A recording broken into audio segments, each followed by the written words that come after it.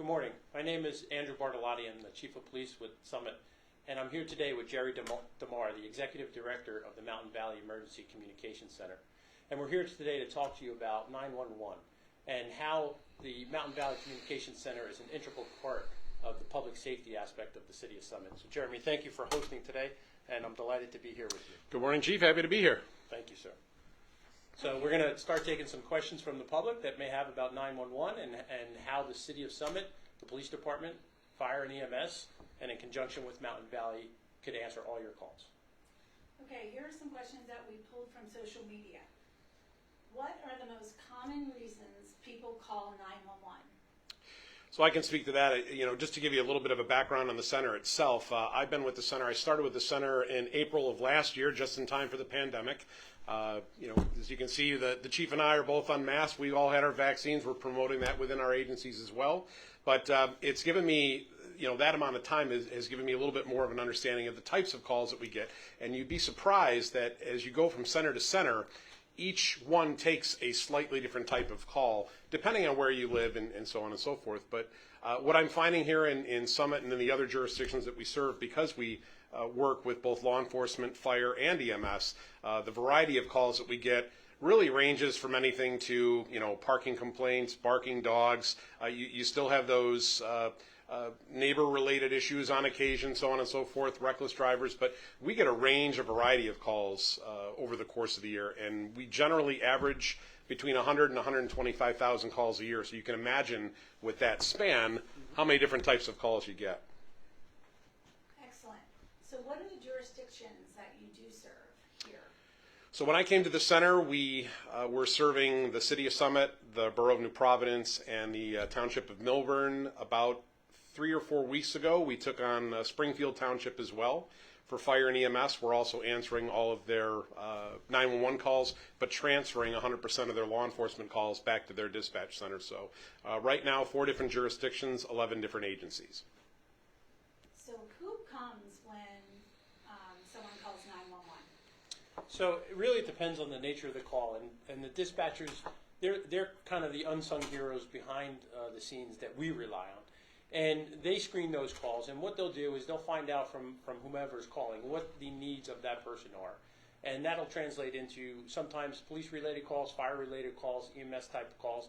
And then from occasion, you guys will get some public service calls with it. Don't necessarily touch the disciplines of police, fire, and EMS. And through coordination with the different agencies and dispatch, we'll find out exactly what resource the public needs and get that out to you, whether it's Department of Public Works, parking enforcement. But usually what happens is any type of call for service, police usually touch it to some degree. We support fire and EMS on their calls, and then again, if dispatch determines that it's a public service type call, they'll facilitate that to the right department within the municipality. Okay. So this question may be a bit similar, but they're asking who answers 911 calls that are made in Summit? Sure. So Mountain Valley fields all of the 911 calls for the 4 jurisdictions that I just talked to you about, and we go through a protocol process to properly quantify the nature of the situation, whether it rises to the level of an emergency or non-emergency. And depending on the information our 911 call professionals take during call intake, that's going to depend whether or not a law enforcement response only is required, or maybe we need to step that up and add a fire and EMS response to it as well. To the chief's point earlier, though, as well, when we see large storms with trees coming down and wires and those kind of things, that's where a lot of our information that we take in is a direct pass through, which may not even necessarily involve our public safety partners. So it really depends on what the caller is hearing when they're talking to a 911 caller as to whether or not we're going to do a direct dispatch to our public safety partners or just make a notify. Okay, so here's a question. Do you have to be certified to answer 911 calls? The state of New Jersey does require that all dispatchers have certain types of certifications before they can basically sit down and process 911 calls. Keep in mind, of course, at our center we do a couple of different things. Number one, we answer 911 calls, and then we also dispatch emergency services. So not every 911 call is going to result in a dispatch, and not every dispatch is a result of a 911 call. You may have situations where law enforcement is out with a particular situation and they put an event in our computer-aided dispatch or CAD system, or you may have a person that calls and the nature of that call doesn't rise to the level of sending a response. So depending on the situation and what happens, that's going to really be the contributing factor as to what the end result for that call is going to be. But the certifications that you're asking about, CPR certification, coming in and having a basic class here where we go through the basics and the ins and outs of dispatch, those are all things that we need to have, and they need to be protocol certified with the state of New Jersey before they can answer those calls. Great. So do you have any advice for people calling 911 during an emergency? Yeah, remain as calm as you possibly can. As Jeremy mentioned, this particular agency deals with 4 municipalities, 11 different jurisdictions, so you can imagine how often the phone rings in this center. Now multiply that by an infinite number during a storm type of event. The best thing that we're asking the public to do, especially during storm type events, is to refrain from dialing 911 for those non-emergency calls, for power outages, trees down, so on and so forth. There is a non-emergency number for all the police departments within all 4 municipalities that you can find, and those numbers will be located on their websites if you don't have them readily available. But if you are calling 911 for an emergency, being as calm as possible is critical so that the dispatcher answering that call can get critical information from you to direct.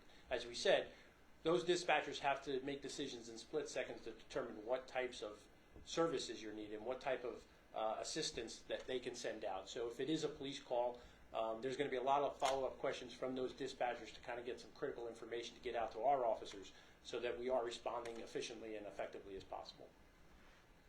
To follow up, what happens if I call 911 and it's not an emergency?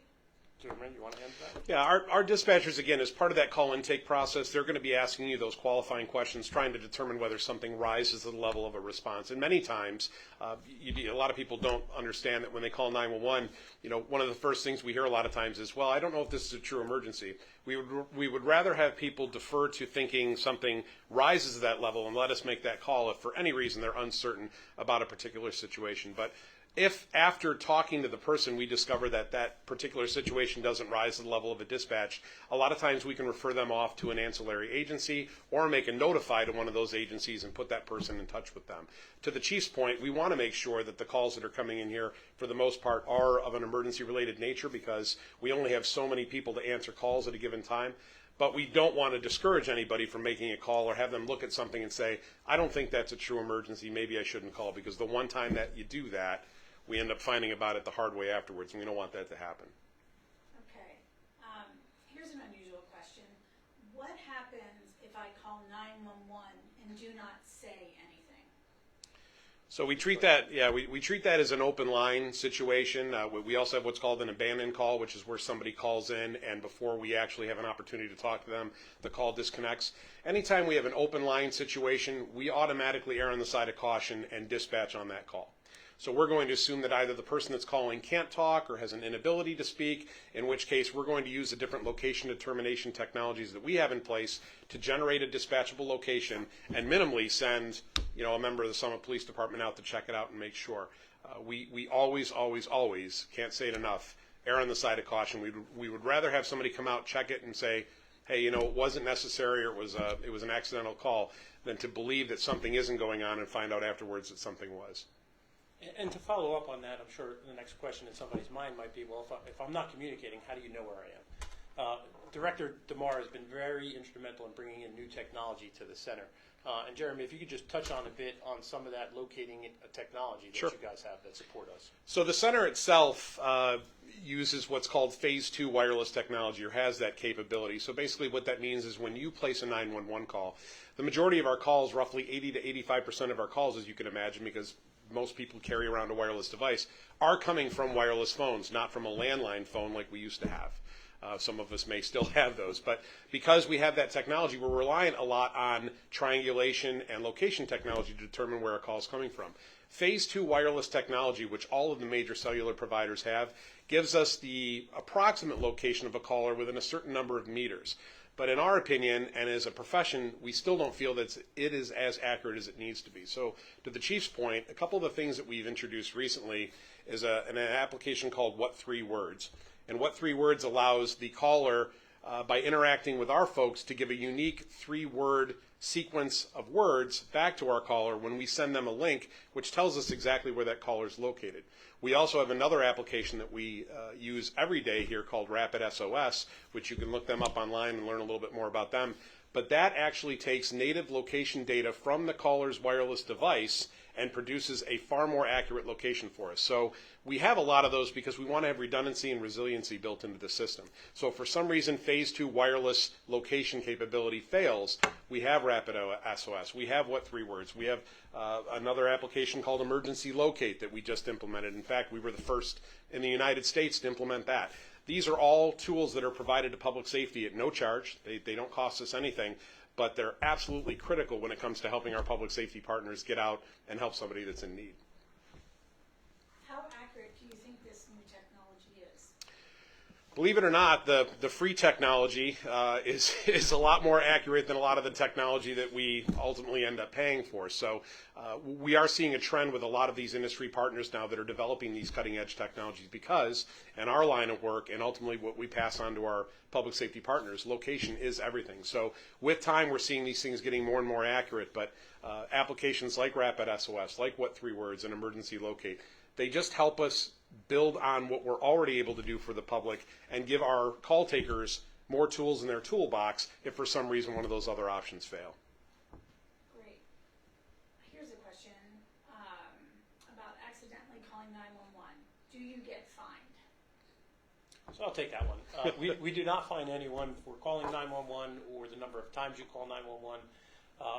Really, to the director's point, as he said before, we want people to call when they need assistance. And of course, we deal with accidental missed dials all the time. We do our due diligence. The center does their due diligence to make sure that, in fact, it is a true accidental dial, because there are circumstances where somebody might be in a situation where all they could do is press the numbers. They might say that they're in distress, but for some reason they don't want to communicate that. We follow up. Dispatch follows up with that call. So if somebody does call 911 and let's say they hang up, if they hang up, dispatch is going to make every attempt to call them back based on the information that's coming into their system. In most cases, they'll have that information to call back, and then one of two things are going to happen. Either somebody's going to answer the phone and they'll be able to communicate with them and let them know that it was in fact an accidental misdial, or in some cases they do not. When the call goes unanswered, the technology that's in the center will triangulate and pinpoint where that call came from. Dispatchers will send out the law enforcement in the respective municipality to investigate that further. And we take it a step further, as do some of the other jurisdictions that are serviced here. Even on those missed dials where there is communication and there is confirmation, we go that extra mile to make sure that it is in fact. So we'll respond out there as well to verify with the caller if they are an accidental missed dial. Okay. Can I text 911 for emergency assistance? Yeah, currently in the state of New Jersey, my understanding, and again I mentioned all of you at the beginning of the session, I've been here for a little over a year, so I'm still kind of getting an understanding at the state level of how a lot of the different 911 policies work, but my understanding is the state is doing what's called a beta test of text 911 capability in a number of scattered centers throughout the state. Mountain Valley is not one of those. It is important for me to point out to all of you, though, that if our call takers at any time feel that a text to 911 session is going to be of value during a call, we can actually initiate it through a number of different means that we have here. We can actually initiate a text to 911 call to obtain information from a caller if we need to.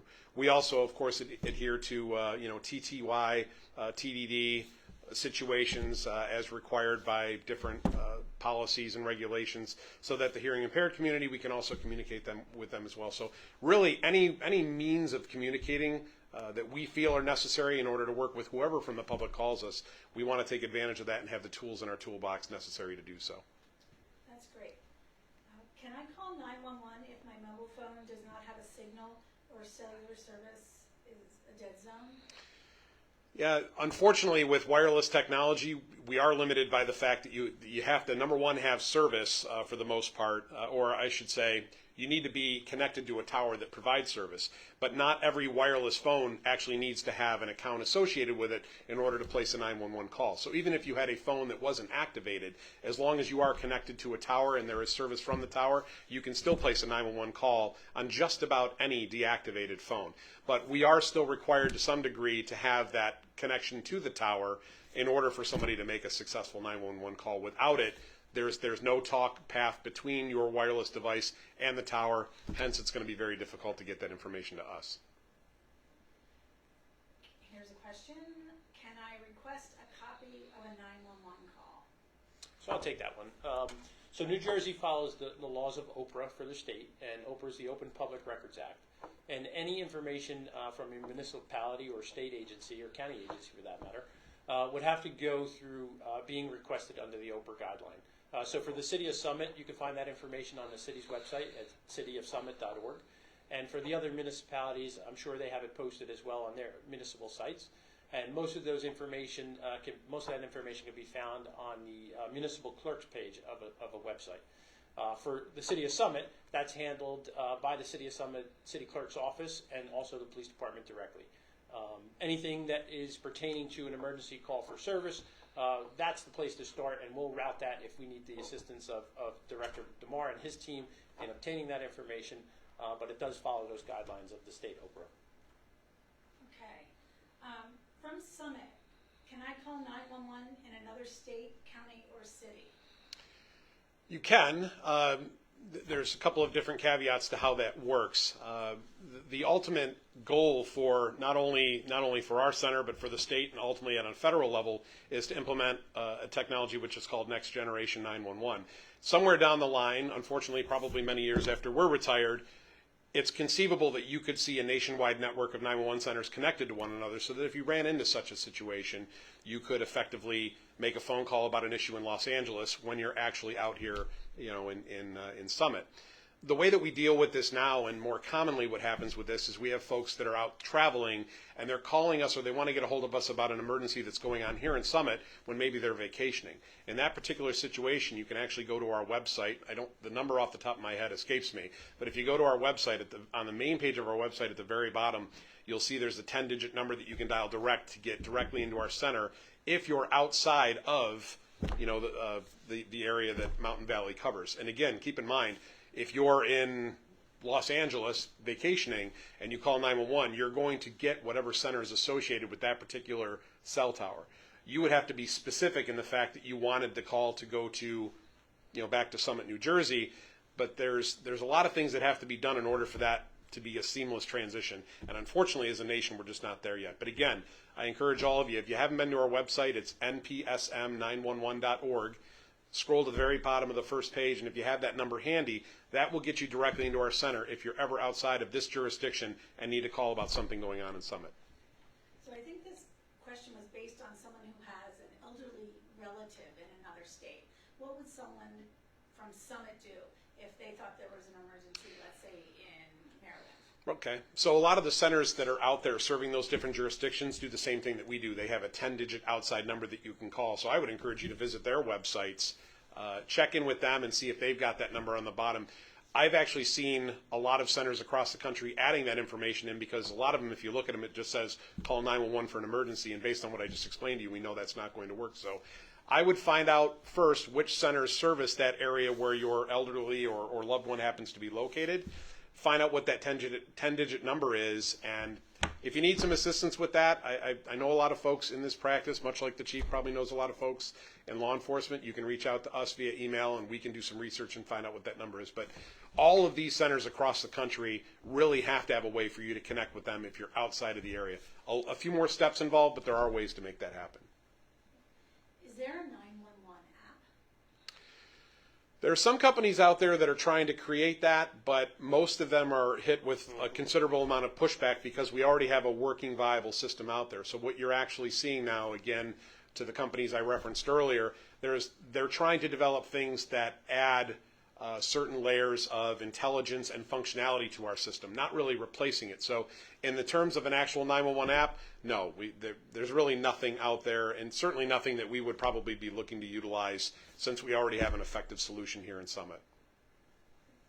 Do you know how many calls are made to 911 each day in Summit?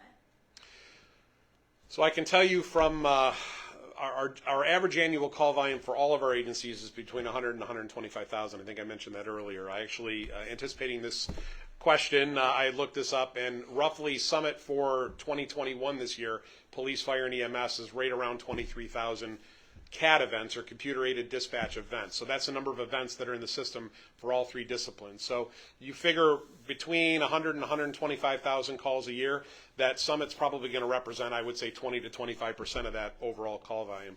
We keep eyes on that throughout the year, but the one thing that we did notice in looking at last year's numbers is that because of COVID and fewer people traveling, our numbers were down dramatically. But we're already seeing a hop in Summit's numbers as well, now that people are out, going to restaurants, vacationing, so on and so forth. So those numbers are expected to continue to climb. Okay. Final question. What is the strangest 911 call that you have received or heard about that you can tell us about? You have one? I wouldn't say the strangest, but it was a happy ending. We had a motorist out on Route 24 call the dispatch center for a kitten that she observed stuck in the bottom of an 18-wheeler tractor-trailer that was going down the highway.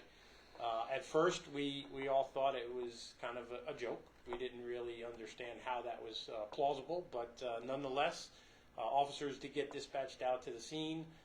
They were able to identify the tractor trailer, get the driver to pull over, and long and behold, there was a 2-week-old kitten that found its way up under the other undercarriage of the tractor trailer.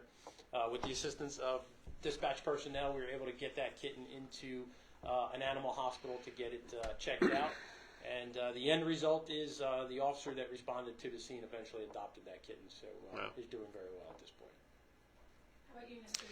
You know, I thought a little bit about that question, and we were talking a little bit before today's broadcast. And you know, I've been in the 911 business for just about 18, 19 years, and you hear a lot of different calls. But the more I thought about it after the fact, you know, a lot of folks on the outside that are thinking about 911 thinking it's all doom and gloom, it's all the negative, nasty stuff. And you know, granted, there are things during the course of our day that become challenging. But the more I thought about it after the fact, I think about the folks that are calling in with a medical emergency, a severe medical emergency for a loved one, a family member, or a friend. Probably the CPR saves are some of the biggest ones. You know, our folks are emergency medical dispatch certified, and we'll talk people through the steps of CPR. And we've had people actually come back from a cardiac arrest event during a call. And helping law enforcement, fire, and EMS before they even get out there. I've also been on the phone when babies are born. So, I mean, you look at it from both sides of the spectrum. I mean, yes, there is a lot of the negative and not so pleasant things that our professionals have to deal with on a daily basis, but there's the wins at the end of the day, and that, for me, is really probably what makes the job so great, is that we know we can help people when they need us, but some people need us for different reasons, and those are two of the better ones right there. Excellent. All right, so I think we've asked all the questions that we've been sent, and there aren't any more online. Is there anything that either of you would like to add to help educate the community? Yeah, I'd just like to close one by saying, you know, very often as I started this broadcast was that, you know, a lot of times when the public calls, well, all the time that the public calls the Summit Police Department on a non-emergency number, the assumption is that they're talking to a police officer on the other end. And I'm the one that often gets those emails and phone calls of accolades of how that person, how that police officer on the other end of the phone assisted. And the truth of the matter is the credit belongs to Jeremy and his team. These are the folks that answer those calls every single day. They're answering the phone in this dispatch center as the Summit Police Department because by extension they are part of our family as well and part of the Summit community. So I'd just like to end by offering you our congratulations and thanks on behalf of our officers that are out there every day, because we could not do this job without your folks that are often never seen behind the phones. Well, thank you, Chief. And you know, one of the things that I found, again, I reference back to the fact that I've been here since April of last year. it's a very tight-knit community here, not just with Summit, but with the other jurisdictions that we serve. In fact, a month or so ago, we celebrated National Public Safety Telecommunicators Week. Chief Bartolotti came out with members of his staff and spoke with our team members and let them know really how critical they were to Summit's success from a public safety standpoint. And that means a lot. There's a lot of centers throughout the country where 911 professionals, because we are behind the scenes, they just don't get the recognition they deserve. So I think it's great not only to hear that from the chief, but from our other public safety providers who so greatly value what our team members bring to the equation. And our folks really do try to do their best on a daily basis, not only to treat the public as professionally, getting whatever necessary information they can as quickly and efficiently as possible, but in turn passing that on to our public safety partners to make sure that they have what they need to respond in the safest and most expeditious fashion. So Chief.